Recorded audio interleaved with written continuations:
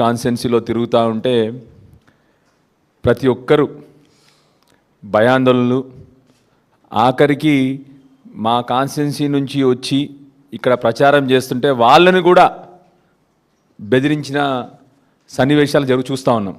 మా కాన్స్టెన్సీ బయట నుంచి వచ్చిన వాళ్ళని కూడా కాంగ్రెస్ వాళ్ళు వచ్చి ఎందుకు వచ్చినారు మా ఏరియాకి అని చెప్పి బెదిరించే పరిస్థితి. అంటే నేను ఏదో అనుకున్నా, ఇక్కడ రౌడీలు అంటే ఎట్లా ఉంటారని మాకు తెలియదు కాబట్టి రూరల్ కాన్స్టిట్యున్సీ నుంచి వచ్చినాం మేము.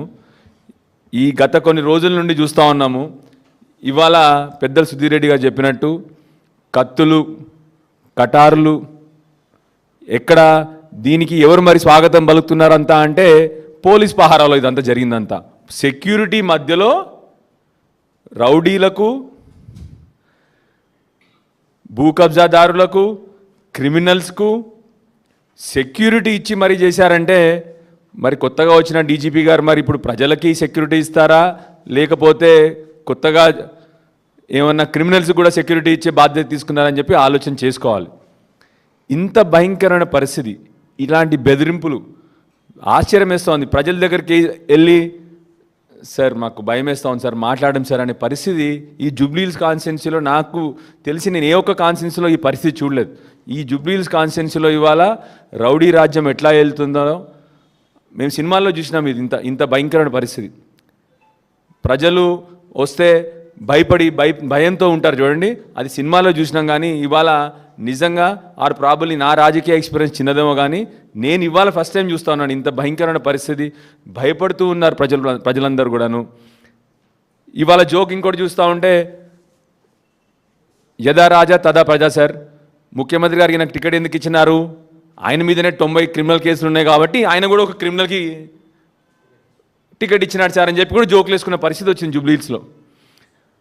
ఆయన చుట్టుపక్కల మనుషులు గన్ను పట్టుకొని తిరుగుతున్నారంట కదా, నిన్న మనం చూస్తున్నాం కదా మనము. సో వీళ్ళు కత్తులు కటార్లు పట్టుకోవాలని ఆశ్చర్యం ఏముంది ఇంకా. సో దయచేసి పోలీసు వారిని, అదేవిధంగా ఎలక్షన్ కమిషన్ కూడా రిక్వెస్ట్ చేస్తూ ఉన్నాం. ఇవాళ అన్ని రికార్డింగ్లు కావాల్సి మేమే పంపిస్తాం, మీ దగ్గర రికార్డింగ్ లేకపోతే. జరిగిన అలజడి, జరిగిన హంగామా, జరిగిన ఖర్చులు, వాళ్ళు చేసిన రోడ్డు బ్లాకులు, రోడ్ల మీద చేసిన వాళ్ళ అలజడిలు మీకు కావలిస్తే మేమే వీడియోలో పంపిస్తాము. దయచేసి రాజ్యాంగాన్ని కాపాడండి. ఎలక్షన్ కమిషన్ యొక్క హక్కుల్ని, ఎలక్షన్ కమిషన్ యొక్క ధర్మాన్ని మీరు కాపాడతారని చెప్పి ఆశిస్తూ ఉన్నాము.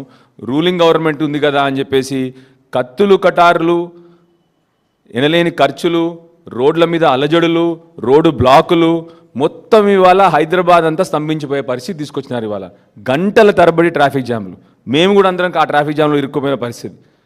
దయచేసి ఎలక్షన్ కమిషన్ కూడా దీనిపైన చర్యలు తీసుకోవాలి. అదేవిధంగా మళ్ళీ ఒకసారి పోలీసుని రిక్వెస్ట్ చేస్తా ఉన్నాం.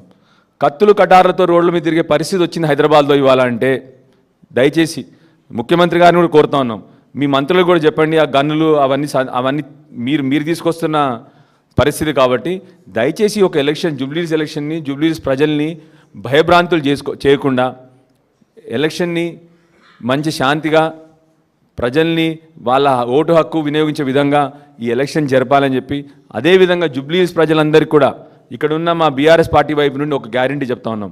మేము మీ పక్షాన్ని నిల్చుని ఉంటాము, మీరు భయం పడాల్సిన అవసరం లేదు. ఏ అవసరం వస్తే మా ప్రాణాలు మీకు అడ్డంగా పెడతాము. దయచేసి ధైర్యంగా వచ్చి మీ ఓటు హక్కుని వినియోగించుకోండి, మీరు భయపడాల్సిన అవసరం లేదు. తప్పకుండా ఇక్కడ ఉన్న ఎమ్మెల్యేలు అందరూ కూడా లోకల్ ఎమ్మెల్యేలు, మా సుధీర్ అన్న ఇక్కడ హైదరాబాద్ ఎమ్మెల్యేనే, ఇక్కడ ఎల్బీ నగర్ ఎమ్మెల్యేనే, ఏ రోజు అవసరం వచ్చినా మీకోసం నిల్చునే ఉంటాడు ఇక్కడ. కాబట్టి మీరు ఎవరికీ భయపడాల్సిన అవసరం లేదు. దయచేసి మీరు అందరూ వచ్చి మీ ఓటు హక్కు వినియోగించుకోవాలని చెప్పి మీ అందరినీ కోరుతా ఉన్నాను.